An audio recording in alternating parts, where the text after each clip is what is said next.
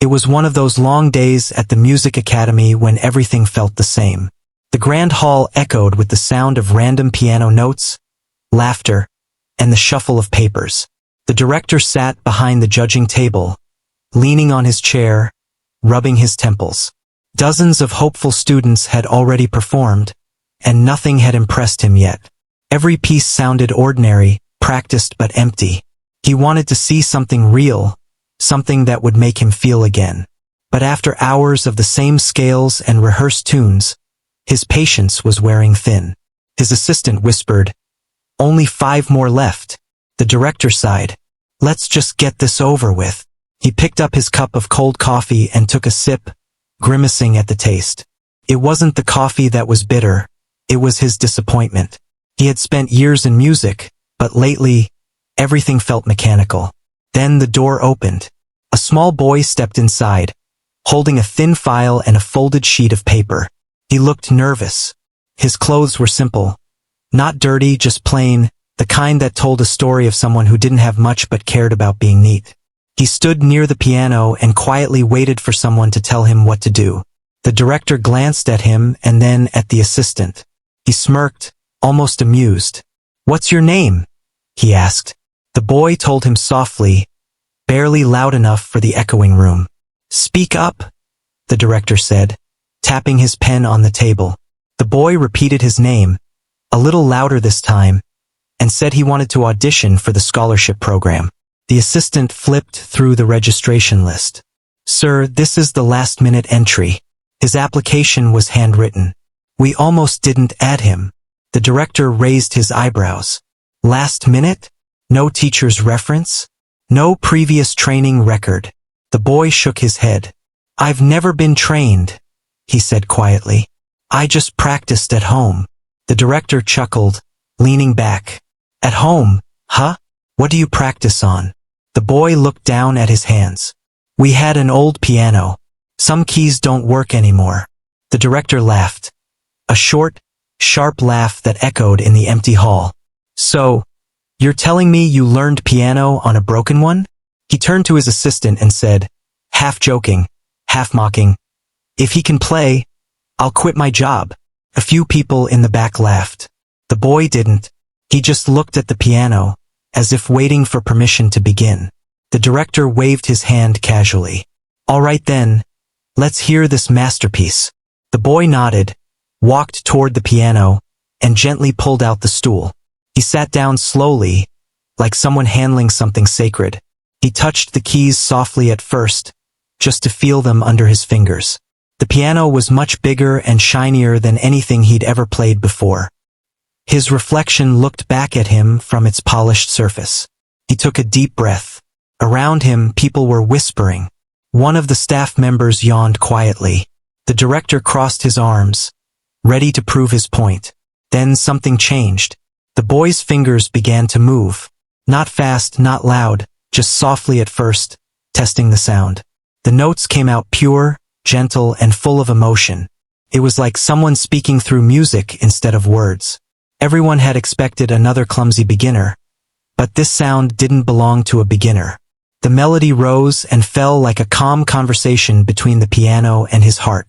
The director, still leaning back, slowly sat upright. His expression changed. The laughter in the room faded. The boy's fingers danced across the keys with surprising confidence. He didn't play perfectly, there were a few slips here and there, but every note he played had feeling. His eyes stayed closed as if the world around him had disappeared. The assistant, who had been typing notes, stopped.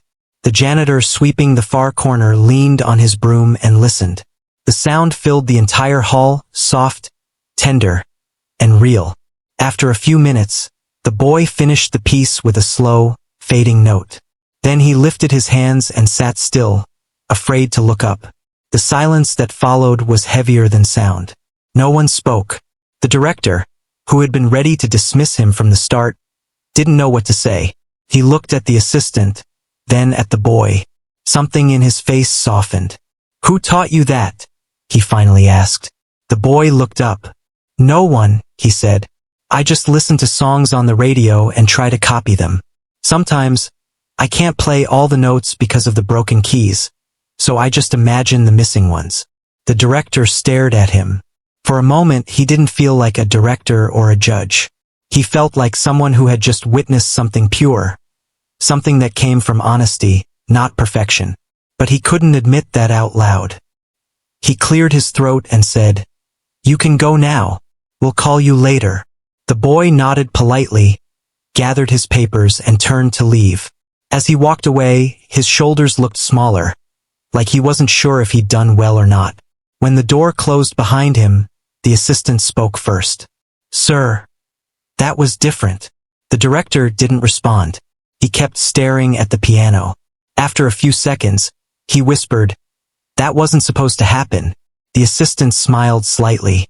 "You did say you'd quit your job if he could play." The director gave him a look. "Don't remind me." But deep down, something had shifted in him. For years, he had judged talent by technical skill, by how cleanly someone played or how professional they looked. Yet, this boy had none of that, and still managed to fill the room with something the others couldn't. He didn't even play a full song, just a piece of his heart translated into notes. Later that evening, as the director gathered his things, he found himself still thinking about the boy. He replayed the sound of those simple, honest notes in his head. There had been a kind of truth in that music, the kind you can't fake or teach. He remembered the boy's trembling hands, the way his fingers steadied once he started playing. It reminded him of his own early days, when he first fell in love with music. Not for fame or applause, but for the feeling it gave him inside. He smiled faintly, almost to himself. "A broken piano," he murmured. And yet, he played like that. Outside, the sky was turning orange as the sun began to set. The director walked out of the hall, still carrying that quiet tune in his mind. For the first time in a long while, he didn't feel tired. He felt curious. The next morning, the list of shortlisted candidates was placed on his desk. He scanned the names absent-mindedly until he reached the bottom. There, in small handwriting, was the boy's name. Someone must have added it after he left. He stared at it for a moment, then picked up his pen and circled it. "Yes," he said quietly. "He deserves another chance." The assistant, who had just entered, looked surprised. "You're including him?" The director nodded. "I want to see him again." There was no laughter this time, no jokes, just a quiet respect that hadn't been there before. The boy had come into that room as a stranger everyone doubted. But when he touched the piano, he changed something invisible in the people who heard him. And even though the director didn't admit it out loud, he knew something deep inside had been awakened, a reminder of what music was really meant to be.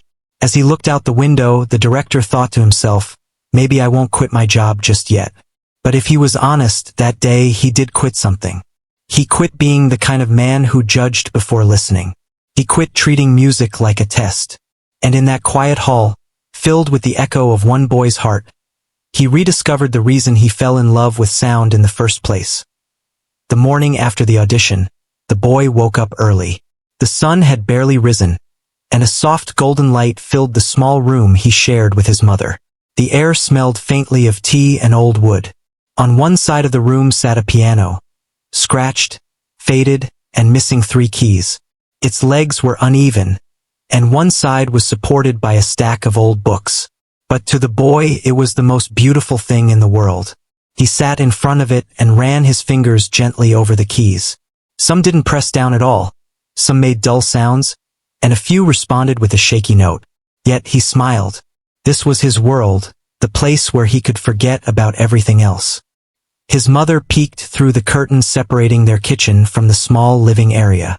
"You're up early again," she said softly, tying her hair back. "You should rest a little. You were up half the night." The boy shook his head. "I couldn't sleep. I keep thinking about the audition." She smiled kindly. "You did your best.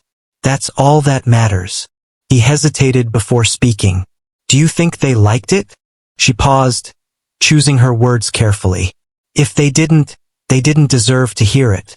Then she poured him a cup of warm tea and placed it beside the piano.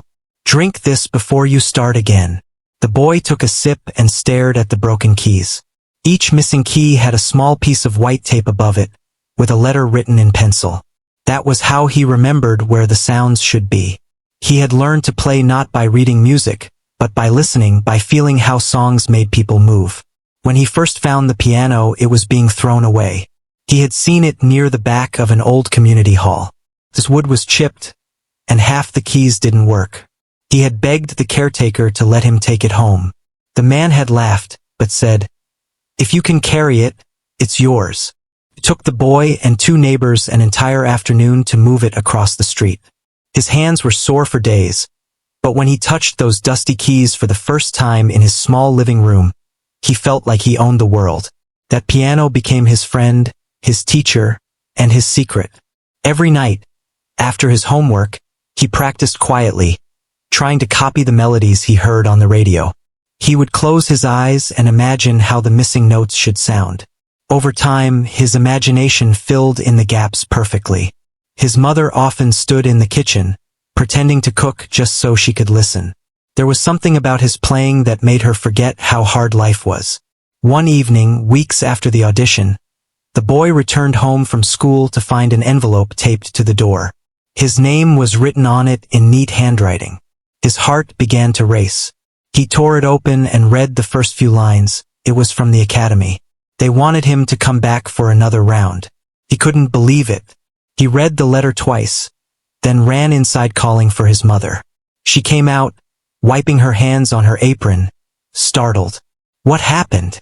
"They want me to come again," he said breathlessly. "The director wants to see me." She looked at the letter, her eyes filling with tears. "Oh, my dear, you did it." She hugged him tightly. "You really did it." He smiled, holding the letter close.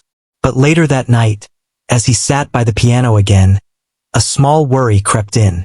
The first time he had only been lucky. What if they didn't like him this time? What if they realized he wasn't trained, that he couldn't read music, that he only played by ear?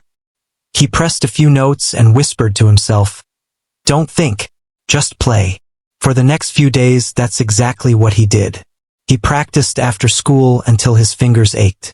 Sometimes the piano went out of tune, and he had to tap the sides to make it sound right again. His mother would leave food by his side, but he often forgot to eat until late. Finally, the day came. He wore the same simple clothes, clean, neatly pressed, and carried his old music book. His shoes were a little worn, but polished. As he and his mother reached the academy, he stopped at the gate, staring up at the tall building. The walls were white, the windows tall, and inside, he could already hear the faint sound of instruments. His mother placed her hand on his shoulder. "Remember, play like you always do, from your heart." He nodded. "I will."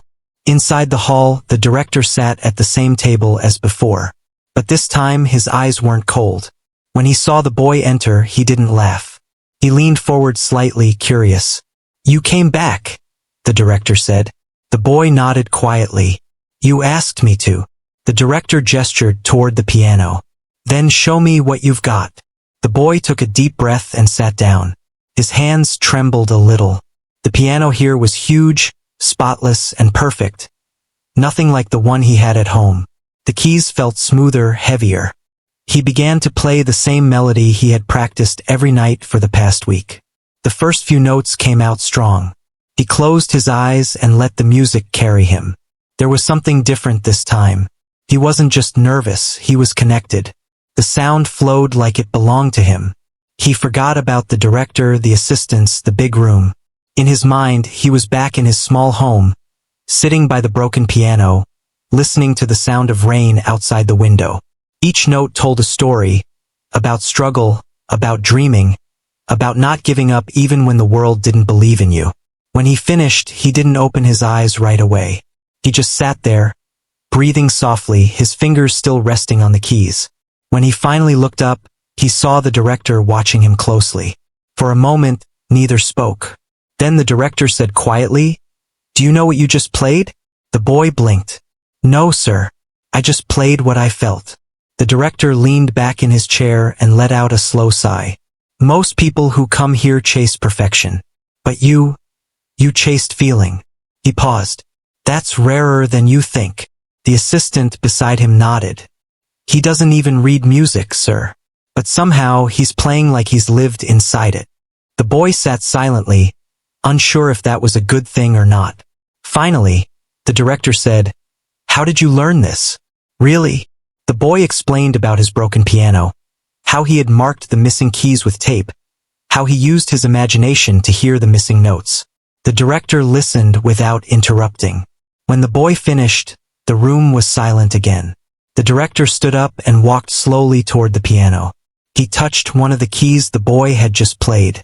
"So this is what a broken piano taught you," he said softly. "Amazing." The boy lowered his head, unsure what to say. The director turned to the assistant. "He stays. Full scholarship." The assistant's eyes widened. "Are you sure?" The director nodded firmly. "Completely sure." Then he looked at the boy again. "You've reminded me why music exists. It's not about perfect notes. It's about heart. Don't ever lose that." The boy couldn't believe what he had just heard. He stood up, eyes wide, voice trembling. "Thank you, sir." The director smiled faintly. "Don't thank me. Just promise me one thing. Keep playing, even when no one's watching." The boy nodded, holding back tears. When he left the hall, the sun outside felt brighter than usual. His mother was waiting near the entrance. When she saw his face, she knew. She didn't need to ask. She hugged him tightly, whispering, "I'm so proud of you." He smiled and said quietly, "He said I could stay." That night, when they got home, the boy went straight to his piano. He sat down and began to play again, not to impress anyone, not for an audition, but just because he could. The broken piano, with its missing keys and creaky sound, filled the small room with music that was pure and alive. His mother listened from the kitchen, her eyes glistening as the sound wrapped around their little home. And somewhere across the city, the director sat alone in his office, still hearing the echo of the boy's melody in his head. For the first time in years, he felt inspired again. He smiled to himself and whispered, "That boy! He played the truth." The academy had always been a place filled with sound. The echo of music drifting through its wide halls, the hum of students practicing, and the faint thump of piano keys being pressed over and over. But that morning, something felt different. It was the day of the special recital, the one where the director would watch the finalists perform. Only a few students had been chosen, and among them was the boy with the broken piano. He arrived early, holding his music book tightly against his chest. The building felt bigger this time, the ceilings higher, the rooms brighter. Everything looked polished. The grand piano at the center of the stage gleamed under the lights. He felt small standing there, but his heart was full of quiet excitement. The director was already seated in the front row, his arms crossed, his expression calm but unreadable. He had invited a few teachers and senior students to observe. The assistant stood beside him holding a clipboard. The hall slowly filled with soft whispers as the other participants prepared their pieces. The boy waited quietly backstage. He could hear bits of the performances before him, fast scales, practiced arpeggios, and impressive technical runs. The audience clapped politely after each one, but their applause was measured, predictable. When his turn came, the assistant called his name. His hands felt cold. He took a deep breath and stepped out from behind the curtain. The moment he appeared on stage, the chatter in the room faded slightly. He looked younger than the others, smaller, less confident. But there was something about his presence that drew quiet attention. He bowed politely, then sat at the piano. His feet barely touched the pedals. He adjusted the stool and rested his hands lightly on the keys. The piano felt different from the one at home. Smoother, richer, perfect in every way. For a second, that perfection scared him. At home, his piano had taught him patience and imagination. This one didn't have missing notes. It didn't need him to fill in the gaps. He closed his eyes and thought of his mother, the broken piano, the late nights of practicing while she hummed in the kitchen. That was his music. Not the sheet in front of him, not the notes printed on a page, but the sound that lived inside him. He began to play. The first note was soft, almost shy. Then came another, then another, like a whisper growing into a story. His fingers moved with gentle certainty, painting pictures through sound. The melody wasn't grand or complicated. It was simple, but it carried emotion that reached everyone listening. At first, the audience just listened politely. Then something began to shift. The longer he played, the quieter the room became.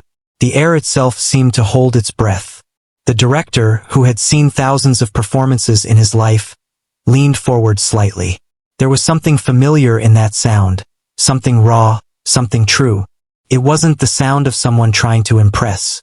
It was the sound of someone trying to speak without words. The boy's small hands glided across the piano. Each note carried warmth. Sometimes it was gentle, sometimes it trembled like a heartbeat. The music rose and fell as if telling a story of struggle and hope. It wasn't perfect.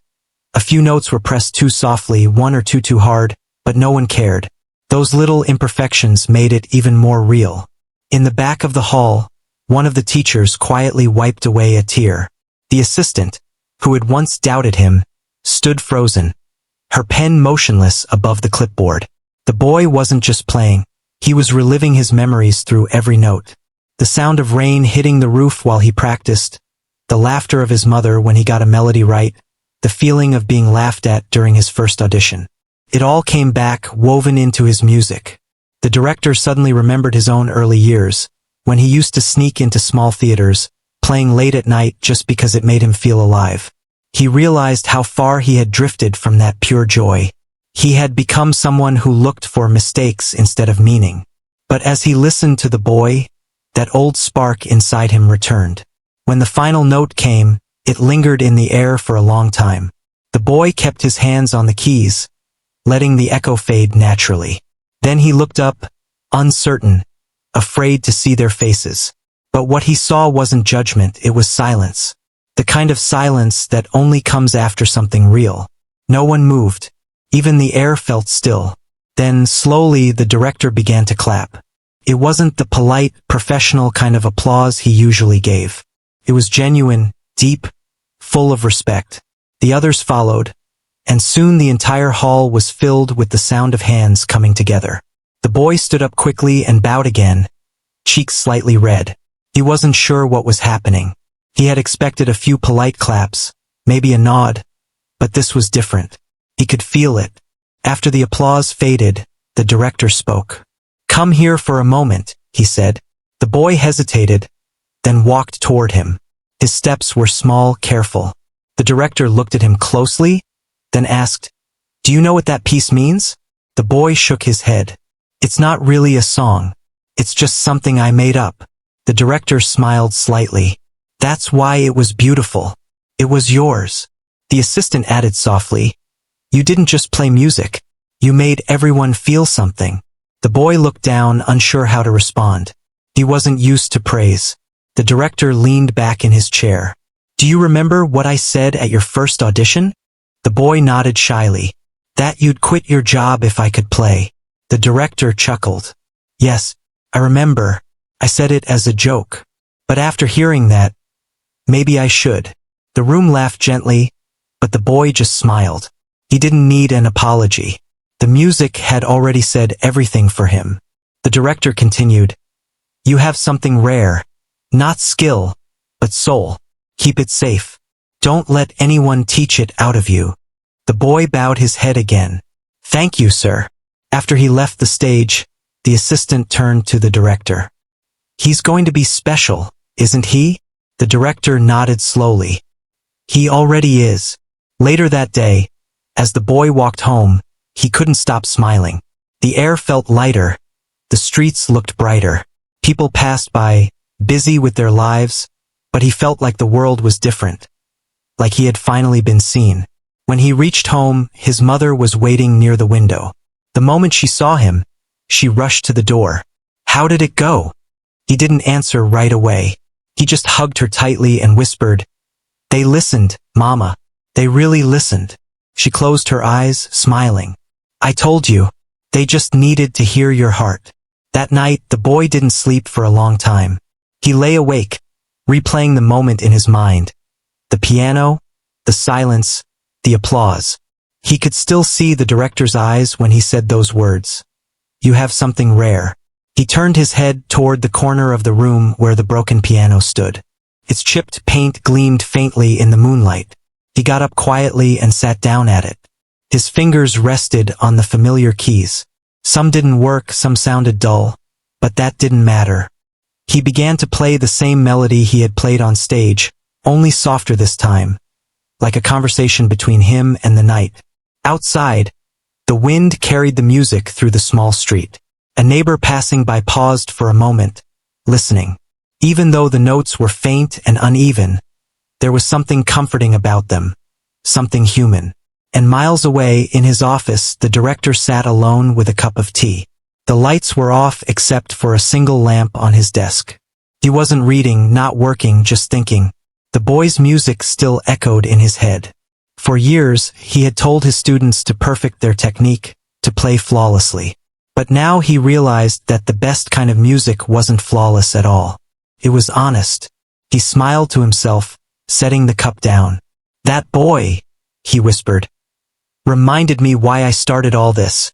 As the night deepened, both the boy and the director, in their own quiet corners of the city, listened to the same invisible tune. One played by a heart that finally found its voice. And though neither of them knew it yet, that moment, that simple performance in a silent room, would become a story people at the academy would tell for years. The day when a young boy with a broken piano made the whole world stop and listen. The next morning, the academy was buzzing with quiet excitement. Word had spread quickly about the young boy who played like he was telling a story. Students whispered about him in the hallways. Teachers spoke softly about how his performance made the entire room fall silent. Even the janitor who had stood near the door during the recital told everyone that it was the kind of music that makes you forget where you are. But no one spoke more about it than the director himself. He sat in his office that morning, staring at the framed certificates on his wall. They had once made him proud, reminders of his success, his experience, his reputation. But now they didn't shine the same way. Something about that boy's performance had changed how he looked at everything. He leaned back in his chair, hearing again the melody that had filled the hall the day before. It wasn't just the sound of the piano. It was the honesty behind it, the way the boy played as if every note carried a piece of his life. The director had listened to hundreds of musicians over the years. Some had perfect timing, others incredible skill. But rarely had he heard someone play with such truth. It was unsettling in a way, humbling too. He sighed and looked out the window. The campus was alive with students walking to their classes, their laughter echoing in the courtyard. He thought about the way he had mocked that boy at his first audition, the way he had laughed and said, "If he can play, I'll quit my job." The memory made him uncomfortable now. He remembered the look on the boy's face. Not angry, not hurt, just calm, as if he had expected it. That quiet dignity had stayed with him. A knock on the door pulled him out of his thoughts. The assistant stepped in, holding a folder. "Sir, the reports from yesterday's recital," she said, placing it on the desk. He nodded, flipping it open. Inside were the evaluation sheets from the judges. Nearly every one of them had written the same thing: heartfelt performance, natural talent, rare emotional connection. The director closed the folder slowly. "Did you know," he said quietly, "that when I was younger, I used to play in the same way?" The assistant looked at him, surprised. "You did?" He nodded. "Yes, I played for hours, not because I had to, but because I wanted to. I didn't care about technique or theory. I just loved the sound of it. But somewhere along the way, I stopped hearing the music. I started seeing only mistakes." The assistant didn't say anything. She knew this was more than just a reflection. It was regret. He continued, "That boy reminded me of something I forgot a long time ago. That music isn't supposed to be perfect. It's supposed to be honest." The assistant smiled softly. Maybe that's why he touched everyone so deeply. The director nodded again. Then, after a moment of silence, he said, "I want to see him." Within an hour, the boy and his mother were sitting in the director's office. The boy looked nervous, holding his old music book tightly in his lap. His mother smiled politely, though her hands twisted together in her lap, betraying her own nerves. The director stood up as they entered. "Please sit," he said gently. There was no trace of the arrogance he once carried. His tone was warm, his posture relaxed. The boy sat down quietly. The director took a deep breath before speaking. "I wanted to see you because I owe you an apology." The boy blinked, surprised. "Me, sir?" "Yes," the director said, his voice sincere. "The first day you came here, I laughed. I doubted you. I said something I shouldn't have. I judged you before hearing a single note." The boy looked down, unsure what to say. The director continued, "And then you sat at that piano, and you played something I didn't expect. You made me remember what real music sounds like. For that, I'm sorry, and also grateful." The boy's mother's eyes softened. She could tell the words were genuine. The boy looked up slowly. "It's okay, sir. I just wanted to play." The director smiled faintly. "That's exactly why you're different. You didn't play to prove me wrong. You played because you love it." He paused. "And that's something even the best musicians forget sometimes." He walked around the desk and stood beside the piano that sat in the corner of his office. "Would you play something for me again?" The boy hesitated. "Now?" The director nodded. "Yes, just like before. No pressure. No judgment. Just music." The boy looked at his mother. She gave him a reassuring nod. He stood up, walked over to the piano and sat down. His fingers hovered above the keys for a moment. Then he began to play. The sound filled the small room, gentle, warm, and full of life. The director closed his eyes as he listened. This time he didn't analyze the notes. He didn't think about tempo or accuracy. He just listened. When the boy finished, the room was quiet. The director opened his eyes and smiled. "You know," he said softly, "I've heard thousands of performances in this office, but none quite like yours." The boy gave a shy smile. "Thank you, sir." The director turned to his mother. "You should be very proud of him." She nodded, her eyes glistening. "I am, every day." The director leaned against the piano. "We want to offer him a full scholarship. Not just for this term, for the entire program. Everything covered." The mother gasped softly. That's too much. We can't." He raised his hand gently. "You don't need to do anything. He's earned it." The boy looked stunned. "Really? Really?" the director said with a smile. "You belong here. And one day, when you perform on bigger stages, I want you to remember this. You didn't get here because of luck or fancy training. You got here because you played with heart." The boy nodded, trying to hold back tears. When they left the office, the boy turned around one last time. The director was standing by the window, watching them go. For a brief second, their eyes met, and they both smiled. A silent exchange of respect and understanding. That evening, the director walked through the empty recital hall. The lights were dim, the air still. He sat at the piano where the boy had played the day before and pressed a few keys. The sound echoed softly. He hadn't played in years. Not really. But tonight he felt like he needed to. He placed his hands on the keys and began to play. Slowly, clumsily at first, but then with growing ease. The melody that came out was familiar, something close to what the boy had played. It wasn't perfect, but it was real. As he played, he realized something. For years, he had been teaching others how to play, but somewhere along the line, he had forgotten how to feel the music himself. That boy had given him that feeling back, without trying, without even knowing. When he finished, he sat in silence for a while. The sound of the final note faded, leaving the hall quiet and peaceful. He whispered to himself, "Maybe I did quit my job after all." Not in the literal sense, but in the way that mattered. He had quit being the man who judged too quickly. He had quit chasing perfection. He had quit believing that music was something to control, rather than something to experience. The next day, when he walked into class to address the senior students, they noticed something different in him. His voice was softer, his smile genuine. "Today," he told them, "we're not going to practice technique. We're going to play something we love, whatever it is, no matter how imperfect.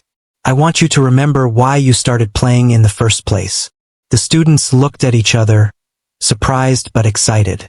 For the first time, they saw their director not as a strict instructor, but as someone who understood them.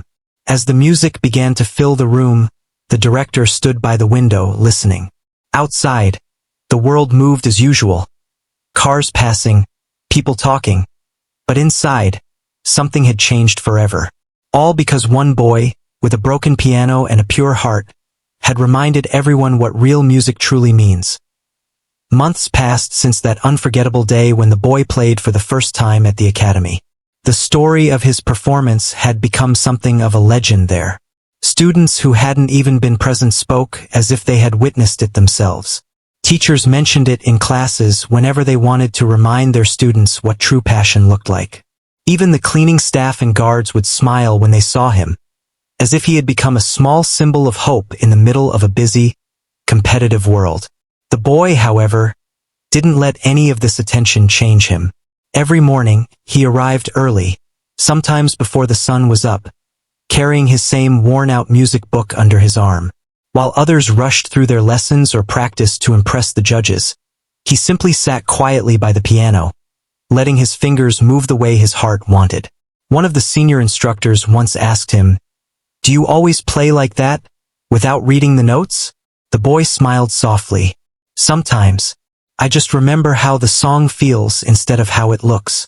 That answer stayed with the teacher for days. It sounded so simple, yet it carried the kind of truth that only a pure heart could express. The director, who had once laughed at him, now found himself watching the boy often from the back of the hall. He would stand there quietly, not as a critic or a judge, but as a listener. Each time the boy played, the director was reminded of the day he had rediscovered his own love for music. One afternoon, after a long session, the director approached him. "We're holding a national showcase next month," he said gently. "Students from across the country will be performing. I'd like you to play in it." The boy froze, his eyes wide. "Me, sir?" The director nodded. "Yes, you. I think people need to hear what real music sounds like." The boy hesitated. "But there will be so many great players. I'm not like them." The director smiled faintly. "That's exactly why I'm asking you. You play from a place they can't reach, from the heart." For the next few weeks, the boy practiced more than ever, but not because he wanted to win. He didn't even think of it as a competition. For him, it was a chance to share something beautiful, something that belonged to everyone who had ever dreamed but been told they weren't good enough. His mother watched him each evening, sitting by the small window of their tiny home. Sometimes she would hum along as he played. Other times she just closed her eyes and listened. That piano, though old and scratched, had become the heart of their home. The night before the showcase, the boy couldn't sleep. He lay in bed, staring at the ceiling, thinking about how far he had come, from being laughed at during his first audition to now standing on the edge of a stage that could change everything. But more than nerves, he felt gratitude. He whispered softly to himself, "I'll play for the people who believed in me." The next morning, the concert hall was filled with an excited crowd. Reporters, parents, teachers, and musicians from across the country had come to watch. The director stood backstage, calm but proud. When it was finally the boy's turn, he placed a gentle hand on his shoulder. "Just play like you always do," he said. "Forget about the lights and the people. Just listen to your heart." The boy nodded and walked onto the stage. The room fell silent. For a moment he just stood there, looking at the grand piano in front of him. It was much bigger and shinier than the one he was used to. Its polished surface reflected the stage lights, almost blinding him. He took a deep breath, sat down, and placed his fingers on the keys. The first few notes came out soft and trembling. But then, as he found the rhythm, everything else disappeared. The audience, the pressure, the expectations. All that remained was the music. The melody he played wasn't one anyone recognized. It wasn't a famous piece or a complicated composition. It was something he had written himself. A mixture of memories, emotions, and dreams. Each note told a story. The sound of his mother's laughter, the rain falling on their window, the quiet of the early mornings when he used to practice alone. As he played, people in the audience leaned forward, drawn in by something they couldn't quite explain. It wasn't just music. It was life itself flowing through his fingertips. Some felt tears rise to their eyes without knowing why. Others smiled, remembering their own childhood dreams. When the final note faded, there was silence for a few long seconds. Then the hall erupted in applause. Loud, powerful, genuine. The boy looked up, stunned. He didn't even realize how deeply he had touched everyone until that moment. Backstage, the director was already clapping, his face glowing with pride. As the boy walked off stage, the director embraced him gently. "You did it," he said quietly. "You didn't just play music. You made people feel again." In the days that followed, newspapers wrote about the performance. Reporters called him the boy with the golden touch. Videos of his recital spread across the internet, watched by thousands who said they couldn't stop listening. But through all of it, the boy stayed humble. When people asked him how he learned to play like that, he always gave the same answer: "I just listen to the way life sounds." The director watched as the boy's journey began to grow beyond the academy. Invitations came from other cities, other countries. Music schools wanted him to perform, companies offered sponsorships, and people sent letters of admiration. But one day, the boy returned to the director's office with a thoughtful look on his face. "Sir," he said softly, "I think I want to go back to my old town for a while." The director looked at him curiously. "Why?" "I want to teach the children there," the boy replied. "There are so many who love music but don't have instruments or teachers. I want them to feel what I felt when I first touched a piano." The director's eyes softened. "You're sure about this?" The boy nodded. "Yes, you once told me that real music is honest. I think this is what honesty looks like for me." The director stood up and extended his hand. "Then go. And remember, the door here will always be open for you." When the boy left, the director sat for a long while thinking. He realized that this young musician had not only changed how people saw music, he had changed how people saw each other. Months later, the academy received a letter. It was from the boy. Inside was a small photo of him sitting in a small classroom surrounded by smiling children. Most of them didn't even have proper instruments. Some played on keyboards with missing keys, others tapped on tables pretending to play. But the joy in their faces said everything. At the bottom of the letter, the boy had written, "They remind me of how I started, with nothing but love for the sound." The director placed the photo on his desk, next to the folder that once held the boy's first evaluation form. It felt like everything had come full circle. Years passed, and the boy became known not just as a pianist but as someone who gave hope wherever he went. He played in schools, hospitals, and shelters. He didn't care about fame or money. What mattered to him was the way people smiled when they heard his music.